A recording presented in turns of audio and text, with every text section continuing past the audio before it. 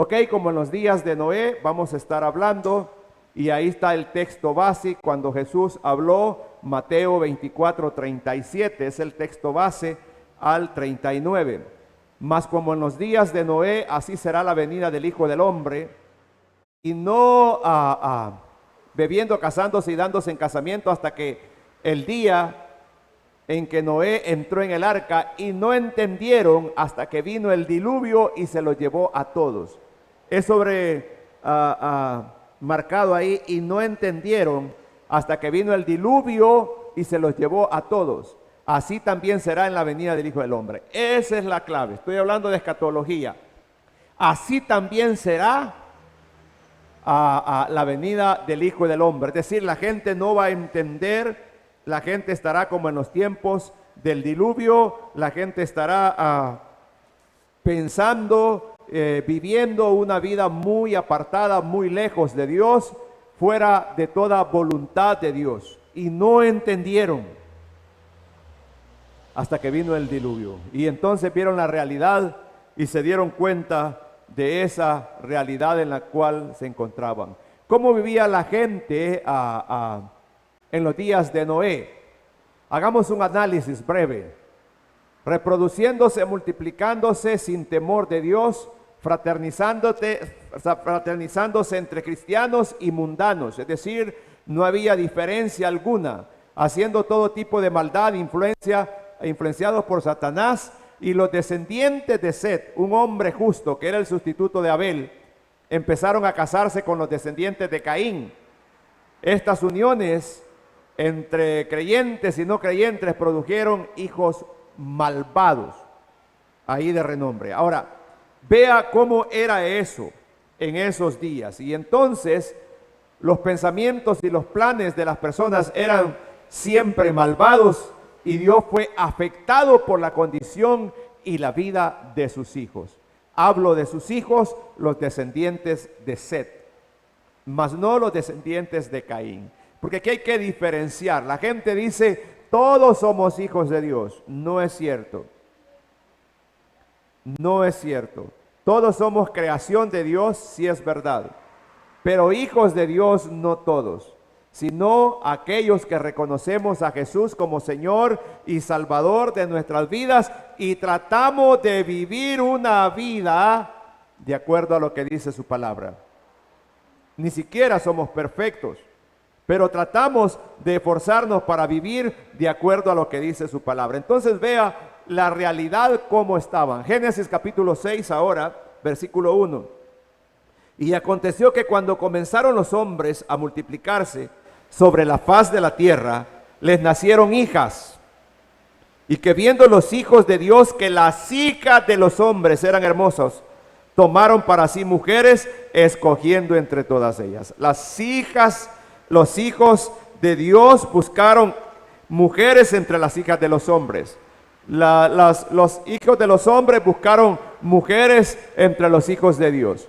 Y esta es una realidad que se vive hasta el día de hoy. Las muchachas, los muchachos dicen que en la iglesia no hay un muchacho bonito, una muchacha bonita. Siempre están viendo afuera. Aunque allá sea un monito que hayan, ¡ay, qué lindo este monito! Pero si es en la iglesia, no le parece bonito. Si es en la iglesia, no le parece. Y siempre están viendo afuera, siempre están buscando afuera, porque dentro de la iglesia no hay. Luego dice, y dijo Jehová, no contenderá mi espíritu con el hombre para siempre, porque ciertamente él es carne, mas serán sus días 120 años. Versículo 5. Y vio Jehová que la maldad de los hombres era mucha en la tierra, y que todo designio de los pensamientos del corazón de ellos era de continuo solamente el mal. Versículo 6.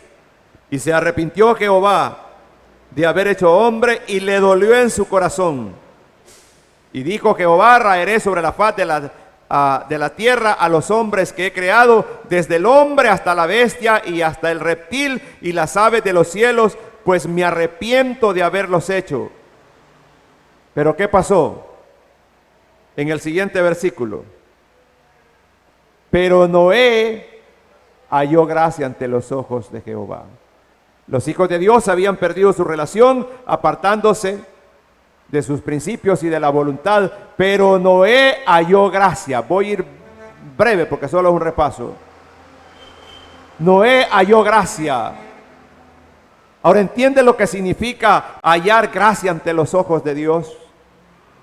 Es decir, Dios le dio una oportunidad al hombre para que no se perdiera, para que Noé no se perdiera. Y Dios salvó a Noé y a su familia. Única oportunidad que Dios le daba al hombre para salvarse, y era creer en el arca. Si el hombre creía y decía y le ayudaban a Noé, entonces Dios los perdonaría. Solo con ayudar a Noé a hacer el arca, solo con cargar unos cuartones o lo que sea, tablas, Dios lo iba a perdonar. Pero todos se burlaban. ¿Por qué? Uno, nunca había llovido en la tierra. No llovía. Y Noé está haciendo un barco cuando no llueve y le dice que se van a abrir las cataratas de los cielos. Hace un barco en lo seco. La tierra era humedecida y las plantas solo necesitaban esa humedad para crecer.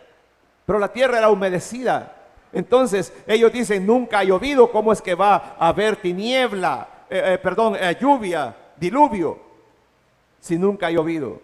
Pero Dios había hablado a Noé, sus hijos creyeron en él y comenzaron a ayudar a su padre a hacer el arca. Pero Jesús dijo, y no entendieron hasta que vino el diluvio y se los llevó a todos.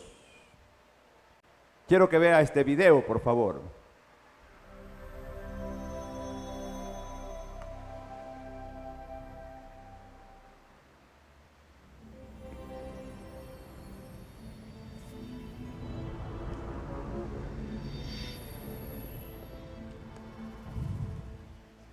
Un día, Jehová Dios se encontró con Noé.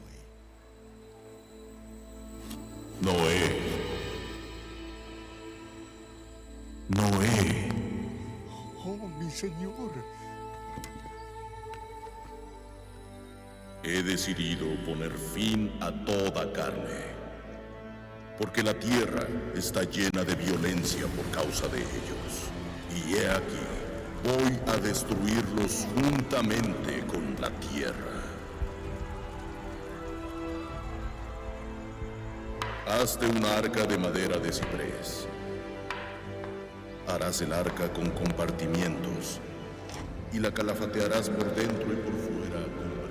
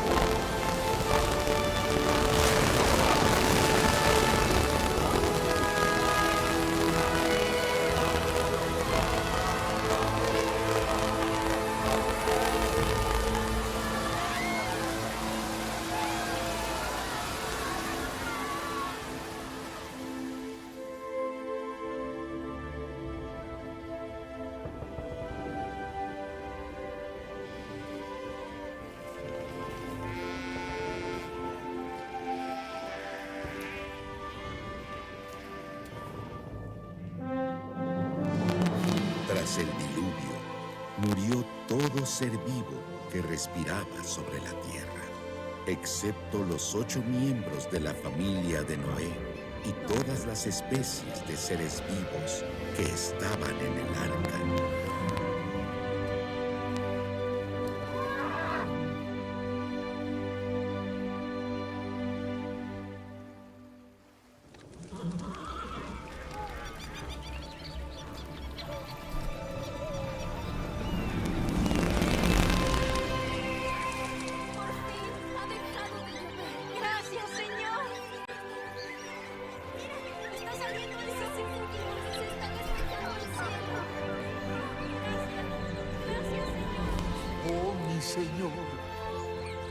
mi Dios.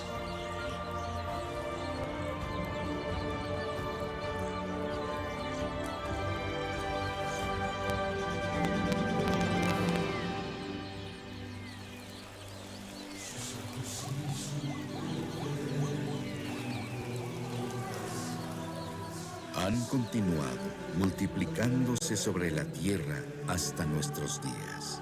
Dios pactó con ellos que jamás volvería a destruir la tierra con un diluvio. Y el arco iris que hoy vemos es prueba del pacto de Dios con el hombre.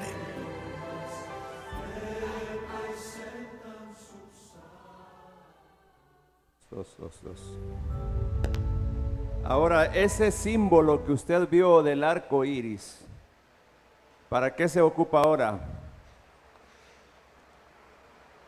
¿Qué representa ese símbolo de los colores del arco iris? Es el símbolo de la desviación de los gays. Tomaron ese símbolo y usted va a ver ahora, aunque ahora le han agregado otros colores, pero así inició con ese símbolo. Cuando comienza a ver las banderas, nace con ese símbolo. Para decir que Dios no los va a destruir, que Dios respalda tal cosa, que Dios los ama. Y sí, Dios los ama. Dios ama a toda persona, no importa los errores que haya cometido. Lo que Dios no ama son nuestros pecados, nuestras faltas. Entonces Dios cumplió su palabra que le había dado a Noé y fue destruido. Ahora, ¿cómo vive la gente en nuestros días? Hablamos de esto también, sin temor de Dios, relaciones libres entre cristianos y mundanos, y muchas veces dentro del mismo cristianismo existe todo tipo de maldad, sincretismo religioso y la adoración a Mamón. Ahora, ¿quién es Mamón? Es el dios avaricia, el dios dinero. La gente, todo es dinero. Absolutamente todo, está pensando en dinero y más dinero y más dinero y no se sacian. Esa es una señal final donde la gente, la avaricia, el Dios de este siglo los ha cegado y están corriendo por ello. Ahora, cristianos fríos viven a una religión lejos totalmente de una relación con Dios, frisados completamente. Es lo que vemos dentro de la realidad que estamos viviendo el día de hoy. Ahora vea cómo, además de eso, el mundo de hoy está convulsionado. La gente vive contra la voluntad de Dios. Justo estamos como los días de Noé, donde se ha perdido el temor a Dios y cada uno hace lo que bien le parece. La gente vive como ellos quieren. La gente de hoy deja la gloria de Dios en el hombre para dársela a los animales, humanizando los mismos, los cuales es contra naturaleza. Como dije al principio, no es pecado que tenga animalitos. Cuídelos, pero no son humanos. Dios en su naturaleza nos hizo a nosotros diferentes a los animales, totalmente diferente. Hasta la piel nuestra es diferente a la piel de un animal. Sin embargo, el hombre lo ha hecho. El apóstol Pablo nos habla de una de las deshonras de los últimos tiempos, en los cuales las personas han cambiado la imagen de Dios en el hombre para transferírsela a los animales, cambiando la naturaleza de estos al humanizarlos. En su necio razonamiento le dan un lugar a la naturaleza animal dentro de la naturaleza humana, lo cual es contra naturaleza y el diseño del Dios eterno. Hablo mucho de la naturaleza, ¿por qué? Porque quiero hacer énfasis que es contra naturaleza. El razonamiento, querer atribuirle a lo que no es lo que es. Y ahí es donde está el pecado, ahí es donde está la debilidad por querer hacer lo que no es.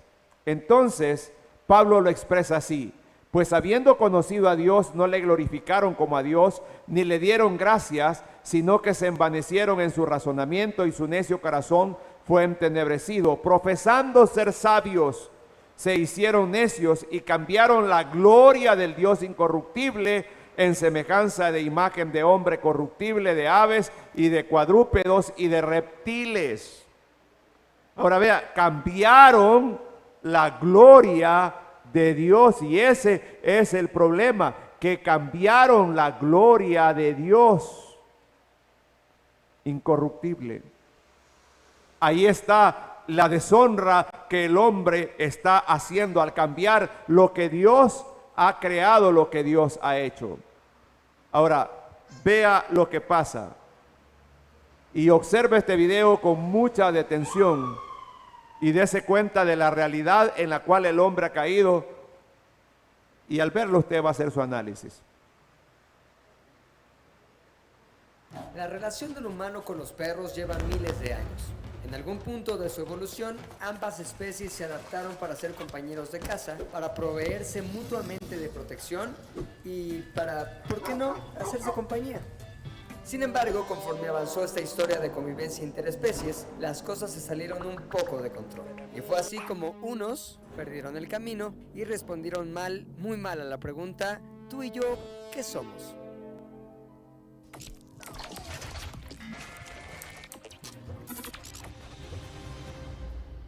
Puede ser por un motivo emocional, Tomamos la determinación de separarnos. por un vacío que es necesario llenar, Estamos muy solos los seres humanos ya. por una pena que superar, En enero de hace 5 años murió mi mamá. o por ser un modelo para dar amor que se adapta a su estilo de vida. Y la última generación, que son los millennials, están usando a la mascota como sus hijos, se llaman perrijos o gatijos, ¿no? Los cambios en la dinámica social de las últimas décadas han provocado que las mascotas tomen un lugar en las familias que antes únicamente estaba reservado para los hijos. Las razones para que esto suceda son diversas, pero después de una investigación bastante profunda que hice, me di cuenta que esencialmente hay 3 grupos de personas que suelen caer en este tipo de relaciones distorsionadas con sus mascotas. Hazte cuenta que lo parí. Para explicar el primero, hagamos un breve repaso de cómo eran antes las familias. 2 personas se conocían, se casaban, tenían hijos y una mascota. Y esa mascota era precisamente eso. Hoy las parejas se conocen, viajan, trabajan, renuncian, cambian de carrera, se separan, salen con otras personas, se vuelven a juntar y muchos se saltan la parte de tener hijos, al menos por un tiempo, sin que esto les impida practicar, obviamente, con sus mascotas. Estas personas quieren acceder a la experiencia de la paternidad, pero sin tanta responsabilidad. Un hijo es mucha responsabilidad y me requiere de tiempo completo. ¿Esto qué quiere decir? Que 7 de cada 10 son considerados como parte de la familia. Y este es el primer grupo. El segundo está integrado por aquellos quienes al encontrarse en una situación de soledad sustituyen la compañía y el amor humano por la compañía y el amor de perros, gatos, hurones, aves y todo aquel animal que pueda proveer el consuelo emocional que tanto necesitan. Conozco una persona que se iba a bailar, dejaba el perro en el carro, se metía, bailaba 15 minutos, con el reloj en mano salía 15 minutos al ballet para que acariciara al perro, se metía a bailar. El tercer grupo es uno igual de nutrido, integrado por aquellos quienes ven en las mascotas un bálsamo para situaciones dolorosas de la vida. Estamos perdiendo la humanidad, por eso la gente adopta un animalito, porque el animalito, vuelvo a repetir, tiene una vibra muy diferente a la de nosotros. Con base en esto es que estamos tomando las decisiones para nuestros animales, porque los consideramos parte de la familia y los tratamos como tales. Estos vínculos emocionales establecidos entre humanos y mascotas han creado una situación relativamente nueva en la historia y no necesariamente sana, la humanización de las mascotas. Tienes como tu mascota y es tu compañero y de repente sí puedes exagerar un poco en humanizarlo, ¿no? Pero considerar a una mascota parte de la familia no es el problema. Incluso es benéfico para el bienestar de los animales ser cuidados, procurados y alimentados tomando en cuenta sus necesidades y su dignidad. Pero la humanización tiene un primo hermano muy extremo y ahí sí que hay problema, la antropomorfización de los animales. Hacer a los animales con características de humano. El día a día con ellos es pues despertarte, atenderlos, que hagan pipí lo primero, que tomen agua y después ellos, como niños, regresan a dormir y se olvidan de ti, ¿no? El considerar a una mascota como un hijo da al dueño la sensación de ser necesitado y querido. Además, se le puede tratar como se quiera, sin temor a maleducar, como pasaría con un hijo humano. Muchas veces queremos tratarlos como si fuera un bebé, como si fuera un hijo. No hay repercusiones psicológicas o sociales, son siempre fieles, siempre cercanos, no hay abandono, no hay opiniones adversas. Podría parecer el escenario perfecto, pero para el animal tal vez no lo sea tanto. Gente que no está en soledad, que está en pareja, pero que no tienen hijos. Y entonces todo lo llevan al perrijo que construyen. La antropomorfización de los animales los obliga a vivir aspectos de su vida como si fueran humanos para satisfacción de sus dueños, quienes imponen su propia visión sobre las necesidades del animal en lugar de entenderlas y atenderlas realmente. Aquí nada más hay que tener cuidado de reconocer lo que necesita el animal y no pues sobreprotegerlo o sobreconsentirlo. Sí, yo me puedo mojar, pero Ringo no. Hay señoras que van y les pintan las uñas a los perros. Ponerles ropa, disfraces, pañales, ponerlos en vehículos como se haría con un bebé es gracioso y resulta adorable, pero somete a las mascotas a un estrés innecesario. No, aparte le chocaba que le pusiera suéter, se lo quité, el suéter ahí está guardado. Yo, como ser humano, estoy catastrofizando. ¡Qué horror! Algo le va a pasar, se me va a enfermar, ¿qué tal que se muere? Y la tendencia de que situaciones como esta se presenten no ha hecho más que crecer en los últimos años. Le hice una recámara, entonces ella feliz, vete ahí todos tus juguetes. O sea, en mi amorómetro está Ringo y como el mundo, ¿no? Así después. En México hay 11.1 millones de niños entre 0 y 3 años, mientras que la población de mascotas, incluidos perros y gatos, es de 40.7 millones. Casi la mitad de las personas los considera un miembro de la familia y más del 20% los consideran sus hijos. Fue así de mamá primeriza y así, ¿a qué hora le doy? ¿Cuánto le doy? ¿Cada cuándo?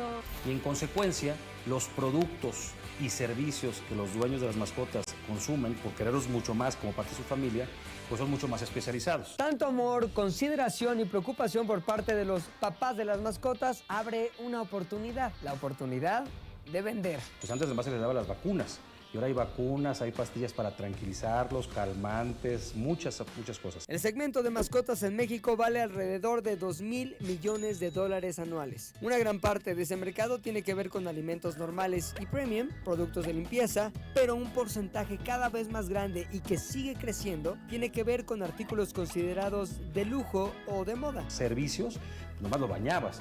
Ahora acompañamiento, hoteles, spas, masajes. Disfraces, juguetes, accesorios, transportadoras y toda clase de cosas que los hacen ver más graciosos, pero no necesariamente los hacen más felices. Esto deriva en problemas de conducta como la ansiedad por separación, entonces el animal acaba sufriendo. La modificación del carácter y el estilo de vida de los animales para servir a nuestros intereses o para llenar nuestros vacíos podrían estar dañando a esos seres que tanto decimos amar. Para Bipolar, yo soy Pilinga 2.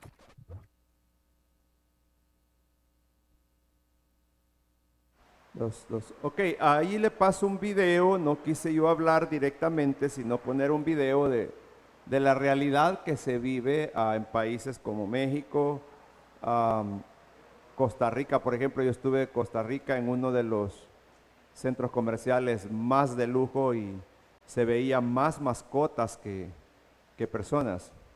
Y repito, no es pecado que tenga una mascota, sino el hecho de cambiarle la naturaleza, de creer que una mascota es un bebé, de decir no voy a tener hijos, sino voy a tener perrijos y voy a tener una mascota y ese va a ser mi hijo. Ahí es donde hemos caído, o el mundo ha caído en una desviación. Quiera su mascota, cuídela, protégela. O sea, si se enferma le va a dar medicina, o sea, no lo veo mal. No sé si me estoy dando a entender. El hecho de cuando endiosa, cuando ya cree, le cambia la naturaleza precisamente al animal. Entonces, es uno de los detalles que no debe de darse. Estamos igual o peor que los tiempos de Noé. Ahí está, tenga su mascota, pero como decía en el boletín y lo repito, un perro es un perro, un gato es un gato y no va a cambiar. Pero no los llame hijos, porque no son sus hijos. porque un animal es considerado un animal. Pero aquí viene la otra parte, desviación. Desviaciones reales de la humanidad actual para con los animales. La zoofilia, del griego zoon, animal, y filia, que significa amor, también llamada bestialismo, bestialidad, zoosexualidad o zoerastia. Ahora, esta es una realidad que se vive. Hombres que tienen relaciones con animales, mujeres que tienen relaciones con animales. Es una parafilia que consiste en la relación o el acto sexual de un humano con un animal. Las personas que se sienten esta atracción sexual son conocidas como zoófilos o zoofílicos. Y esta es una realidad que se vive. Hay tantas personas que practican la zoofilia.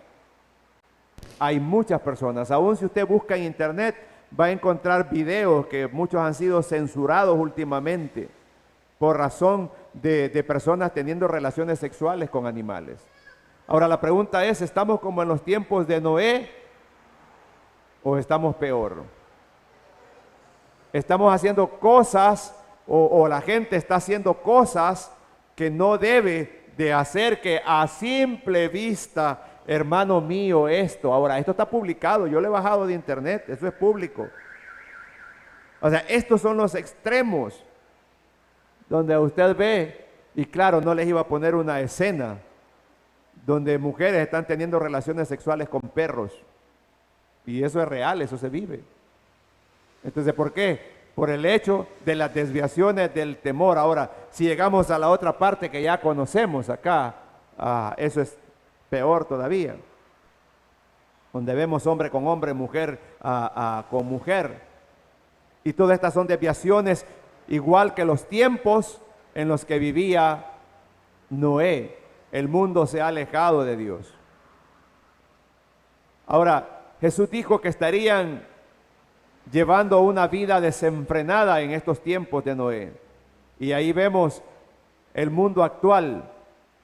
Vive el peor de los desenfrenos de la historia en todos los ámbitos, religiosos, políticos, comerciales, morales, familiares. Muchas veces vemos personas que se visten para ir a la iglesia, pero no se visten para honrar a Dios, sino para que las vean, para distraerse. Y encontramos esa realidad que está ahí. Y aquí nos quedamos precisamente. Aquí viene lo que no han visto. Hasta aquí nos quedamos. Jesús dijo, y no entendieron hasta que vino el diluvio y se los llevó a todos. Así será también la venida del Hijo del Hombre. Y no entendieron hasta que vino el diluvio y se los llevó. Ahora la pregunta es, ¿y usted está entendiendo los tiempos que vivimos? Con lo que he resumido, que esto fue todo lo de 50 minutos, lo he resumido apenas a 24 minutos. Con lo que he resumido, usted puede ver si realmente estamos entendiendo lo que estamos viviendo. Como dije, no es que yo no quiera los animales, yo quiero los animales, me gustan los animales. Pero lo que no veo bien es cómo está el hombre distorsionando, desviándose de la voluntad de Dios. Jesús dijo, de la higuera aprended. La parábola, cuando ya su rama está tierna y brotan las hojas, sabéis que el verano está cerca. Así también vosotros, cuando veáis todas estas cosas, conoced que está cerca a las puertas. ¿Qué cosas? Parte de lo que hemos visto y mucho más. Una mañana está un poco para ver todas las cosas que están sucediendo. Aquí solo le traemos un resumen de lo que está pasando en el mundo entero. De la higuera aprended.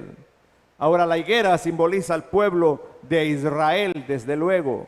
Si nos vamos a Mateo, capítulo 24, 34 al 36, y hacemos un análisis al texto, Jesús dijo, de cierto os digo que no pasará esta generación hasta que todo esto acontezca. El cielo y la tierra pasarán, pero mis palabras no pasarán. Jesús da por sentado que lo que Él ha dicho va a tener un cumplimiento, que lo que Él ha señalado se va a cumplir y que no puede evitarse, que habría una desviación, que había una frialdad en la humanidad, especialmente esa frialdad para los creyentes, que habría una frialdad, sí, que habría maldad, sí. Jesús lo dijo claramente: de la higuera aprended. Ahora este es un texto muy importante, pero quiero recalcar: pero el día y la hora nadie sabe, ni aun los ángeles de los cielos, sino solo mi Padre. Vamos a ver a continuación, dentro de los tiempos proféticos, la venida de Cristo. Y lo que voy a presentar, no estoy diciendo que Jesús viene en esa fecha. Nada más son análisis que se hacen cuando estudiamos escatología. Vamos a la Biblia y buscamos análisis. La Biblia está llena de números y hay que tratar de interpretarlos. Pero yo no estoy diciendo que en una de las fechas que voy a mencionar Jesús va a venir. Líbreme Dios de señalar una fecha, ¿de acuerdo? Igual para los que nos ven por las redes y verán este video. No estoy dando una fecha, solo estoy interpretando contenidos bíblicos que están ahí, que dan luz a los tiempos finales. Ahora, cuando nosotros vemos, y hemos estado hablando en cada congreso de los tiempos finales, y ya viene la serie que vamos a entrar, ahora sí, porque yo dije que después del congreso entrábamos por cuarta vez a la serie de Apocalipsis. Ahora sí arranca después de esto la serie y vamos a ir viendo acontecimientos finales. Aquí no les he hablado ahorita de lo último, las guerras y todo eso, pues ya lo hemos visto en otros contextos y cómo están las cosas ahorita.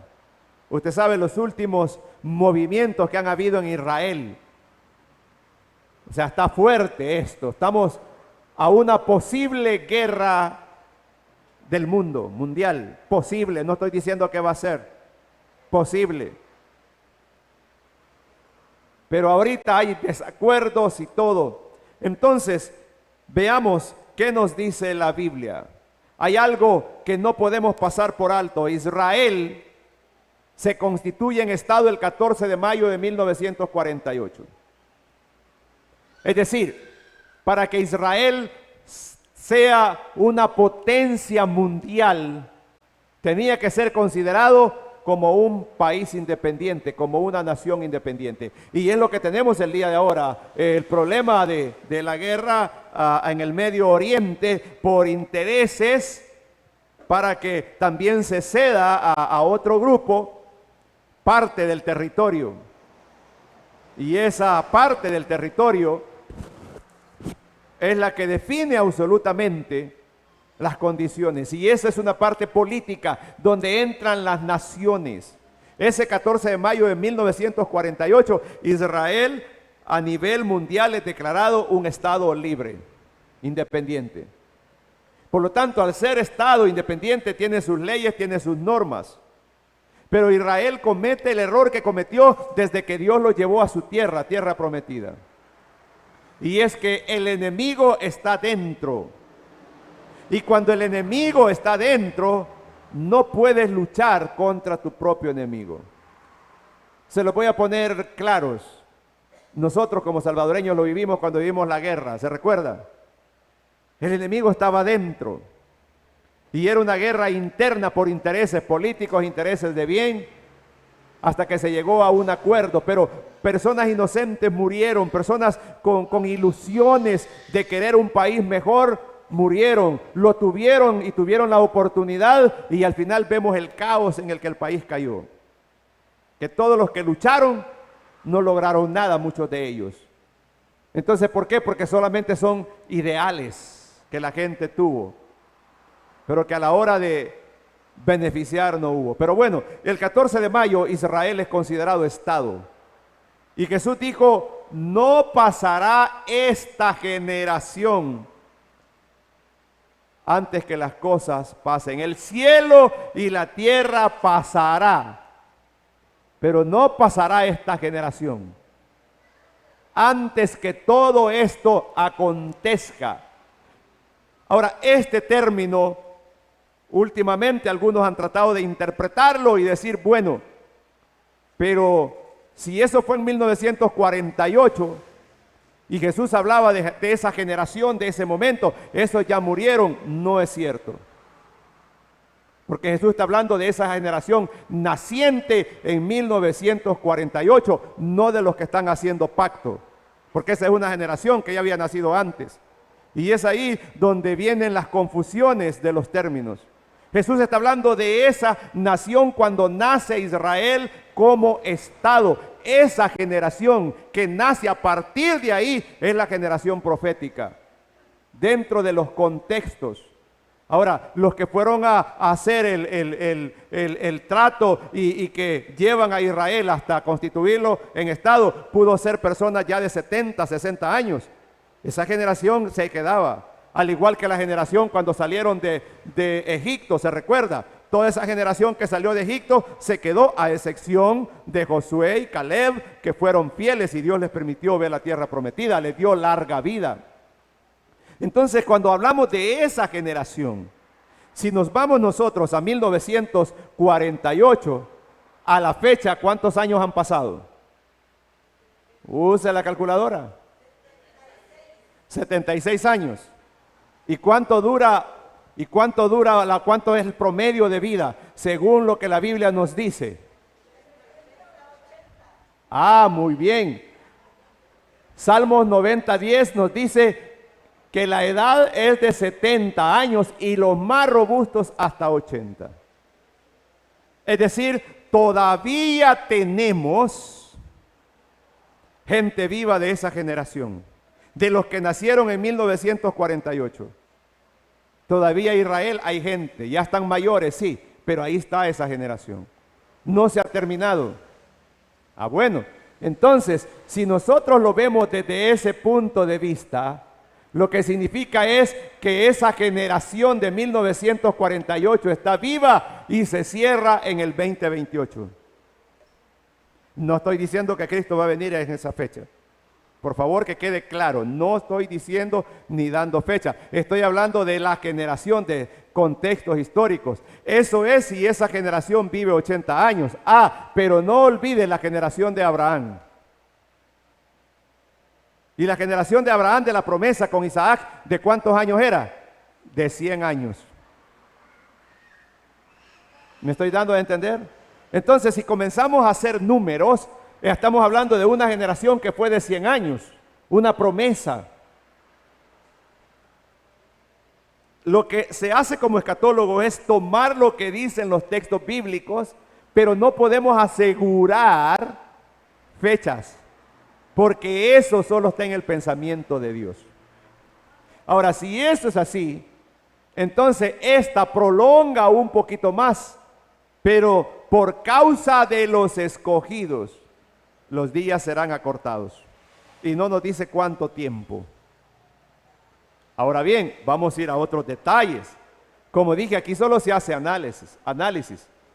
Desde que Cristo fue crucificado pasarían 2000 años, según Oseas 6, capítulo 6, versículo 1 y 2. Otro término que los escatólogos están utilizando para poder hablar de los cumplimientos, y yo ya se los he mencionado en muchas ocasiones, este pasaje de Oseas, capítulo 6, versículo 2. Y vea lo que dice Oseas.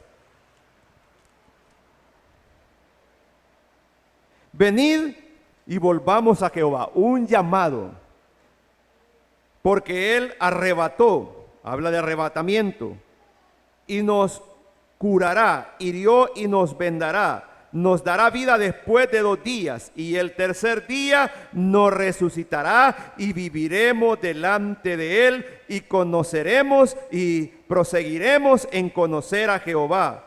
Como el alba está dispuesta a su salida, vendrá a nosotros como la lluvia tardía, temprana a la tierra. Ah, interesante, ¿verdad? Nos dará vida después de 2 días.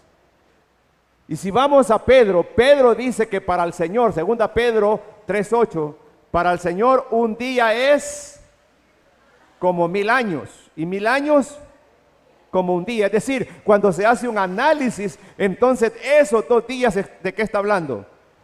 2000 años. 2000 años.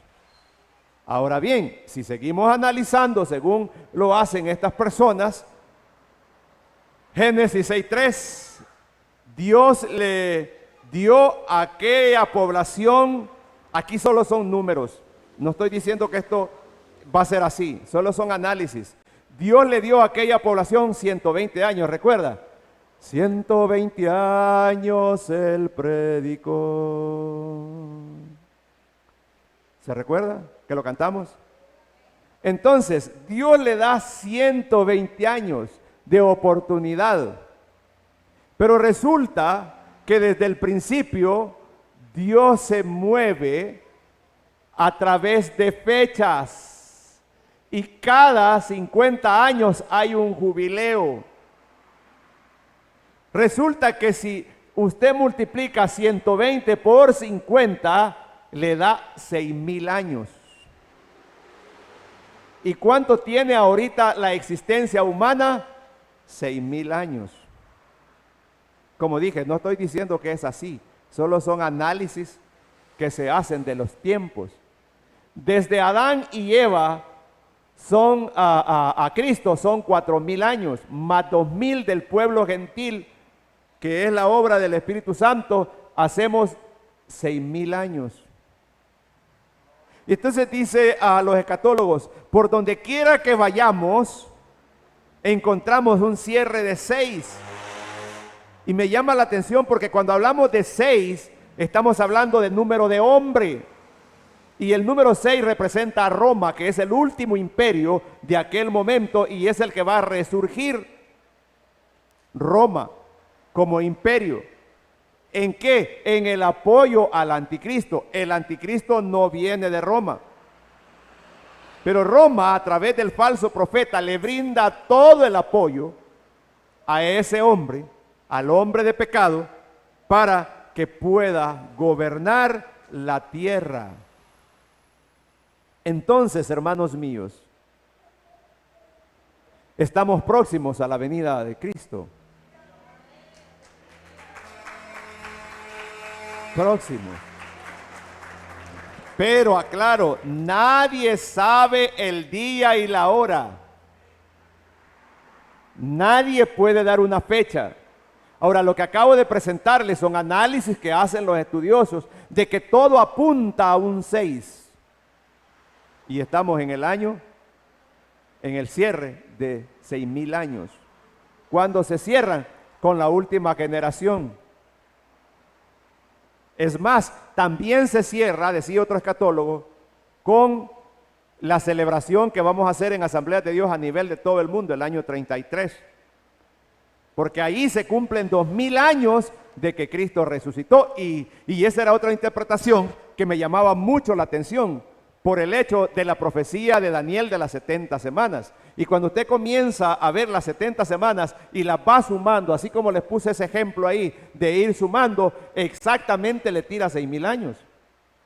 Y cuando Cristo resucitó, que fue en el año 33, si nosotros al año 33 arrancamos del año 33, ahora al año 33, igual por todos lados suma 6000 años. Y el 6 es número de hombre, el 7 es el número perfecto, es el número de Dios. Tremendo, ¿verdad?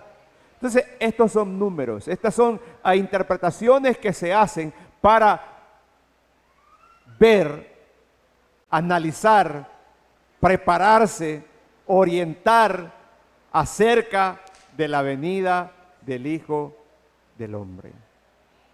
Jesús está cerca. Cristo viene y viene pronto por los suyos. La pregunta es, ¿está preparado? El rapto de la iglesia, hermanos míos, está por suceder. Es decir, pronto estamos por ser levantados. Pronto estamos por ser llevados. Cristo viene por los suyos. Dios sacará a sus fieles de la tierra y traerá y tratará con los infieles y el mundo entero en la gran tribulación. Pero los fieles seremos llevados con el Señor.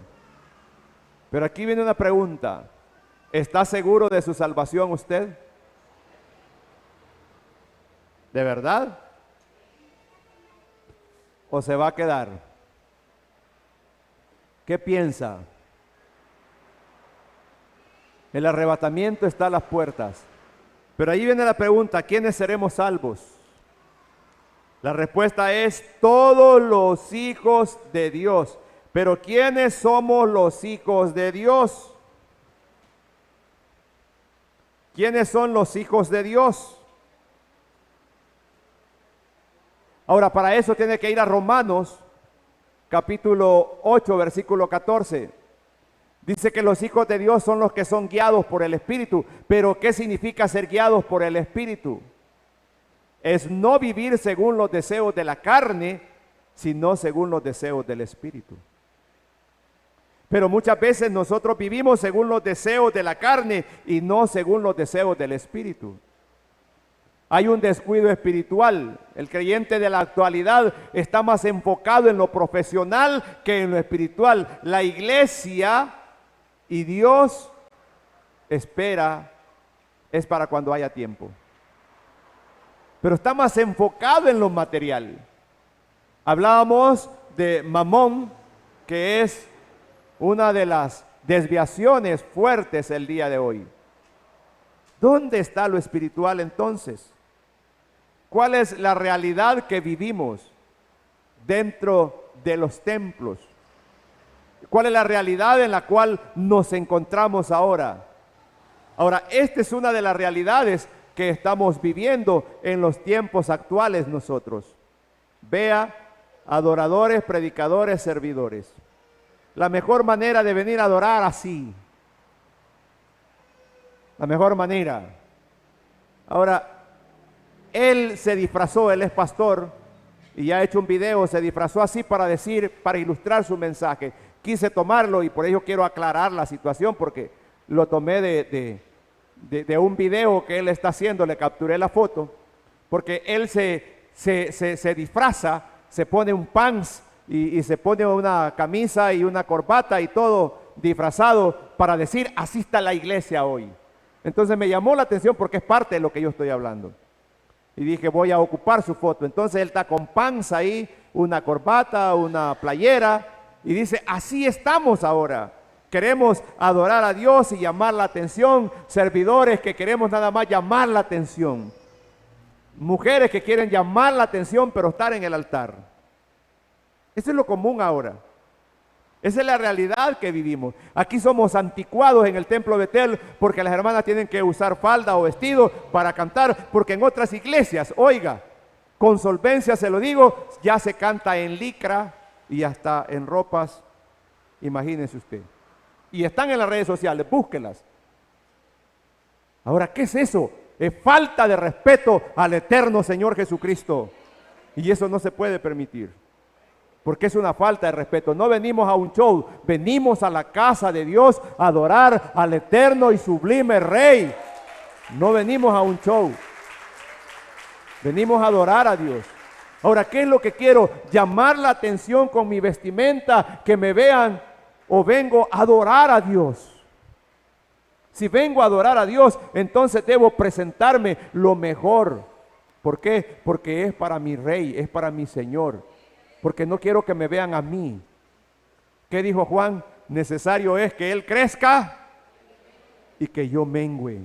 Necesario es que Él sea grande en mí y que yo sea cada vez menos. Que Él sea el Dios eterno y que yo pueda descender, que yo pueda bajar. Entonces, hermano, nos hemos desviado, hemos visto cómo la gente se ha apartado. Una persona guiada por el Espíritu honra a Dios hasta en su forma de vestir. En todo, porque es guiado por el Espíritu. Si no, estamos actuando en la carne. Y los que agradan la carne, Pablo dice, no pueden heredar el reino de los cielos. Por lo tanto, debemos saber lo que hacemos. Entonces, hermanos míos, nos encontramos con la realidad de la iglesia de hoy. Personas con muchas crisis, menos oración, 0 ayunos y poca asistencia a la iglesia. Esa es la realidad que vivimos. Muchas crisis, menos oración, 0 ayuno y poco asistencia. Y hay muchos que no se congregan por cuidar su mascota. O sea, dije, no es pecado, pero nunca van a la iglesia. Nunca, porque están afanados en otra área que va afuera. Quiéralos, cuídelos. Perrijos, porque es el término actual. Entonces, quiéralos. Los animales son bonitos. Son bonitos. Pero si nosotros nos descuidamos, hermanos míos, entonces, ¿qué va a pasar con nuestra vida? Quiéralos, cuídelos, proteja a los animales. Yo estoy totalmente de acuerdo, protéjalos. Pero hay extremos. Por ejemplo, extremos, mire. Lo que hablo, lo hablo con solvencia y aquí está un abogado. La vida de una persona, de un ser humano en El Salvador hasta el día de ahora, vale 500 colones, perdón, a 5,000 colones, que es el equivalente de 500.43.70 y algo. Eso vale usted en este país hasta el día de ahora. 543.72, algo así, que son 5,000 colones. Eso vale usted. Pero, si usted mata a un animal, cualquiera sea, un perrito, un gato, usted tiene que pagar $3,000. Es decir, vale más un animal que usted. Hasta el día de hoy en este país. Hablo con solvencia y por eso lo digo, esto va a salir en las redes. Esa es la realidad que vivimos. Entonces nos hemos desviado de la verdad. Pero la pregunta es, ¿se irán en el rapto?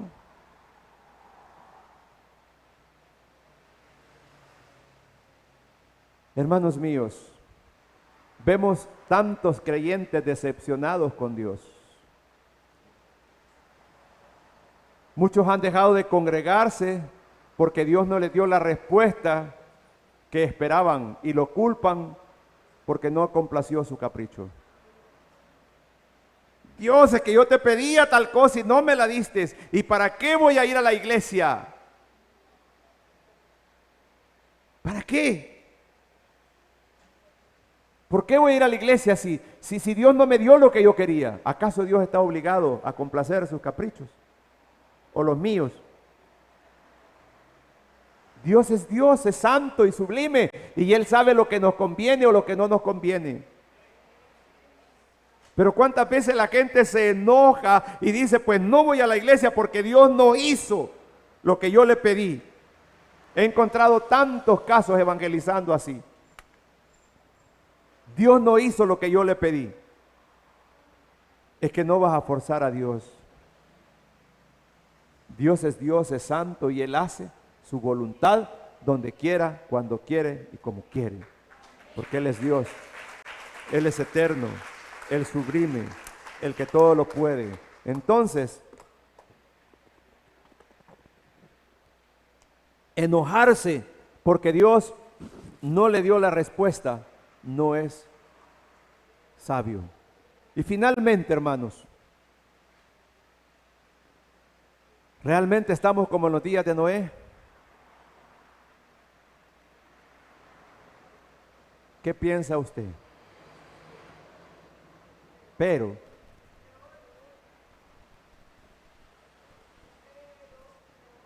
¿habremos hallado gracia ante los ojos de Jehová? Claro, estamos peor, pero ¿habremos hallado gracia ante los ojos de Jehová? No recuerde que Satanás anda como león rugiente, buscando a quien devorar. Buscando a quien devorar. Satanás anda como león rugiente.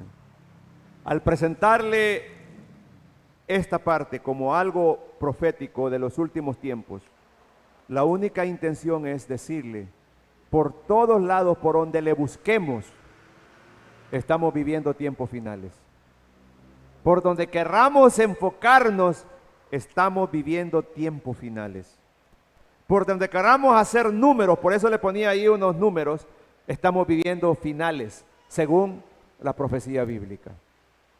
Cristo viene pronto. y necesitamos prepararnos. Necesitamos que la misericordia de Dios nos cubra. Necesitamos volvernos a Dios. Venid, volvamos a Jehová. Venid, volvamos a Jehová. Quiero pedirle que se ponga de pie un momento y reflexione en lo que he tratado de resumir lo más rápido que pude. Reflexione en ello y dése cuenta de la realidad en la cual nos encontramos el día de ahora, como en los días de Noé. Esa realidad en la cual vivimos es una realidad que, hermano mío, estamos enfrentando y que debemos volvernos a Dios y dejar que el Señor, en su misericordia, el Señor nos bendiga y el Señor nos ayude en su misericordia. Ore ahí donde está. Y voy a pedir a los hermanos que pasen para participar de la Santa Cena. Pero antes de eso, mientras ellos pasan, si hay alguien que no ha dado su vida a Jesucristo, permítame decirle que Jesús le ama y le perdona cualquier pecado, no importa cuál sea este. Y si dice: yo quiero volverme a Dios, reconciliarme con el Señor, levante su mano. Quiero orar por usted. ¿Habrá alguien a esta hora que quiere venir a Cristo? Quiere reconciliarse, levante su mano, quiero orar por usted. Dios le bendiga a usted que se reconcilia. ¿Habrá alguien más que dice: me reconcilio con el Señor? Pasen, hermanos, prepárense. Y mientras ellos cantamos: Dios nos aumente la fe, como la fe que tuvo Noé, sin ver señales allá en el cielo, Noé su arca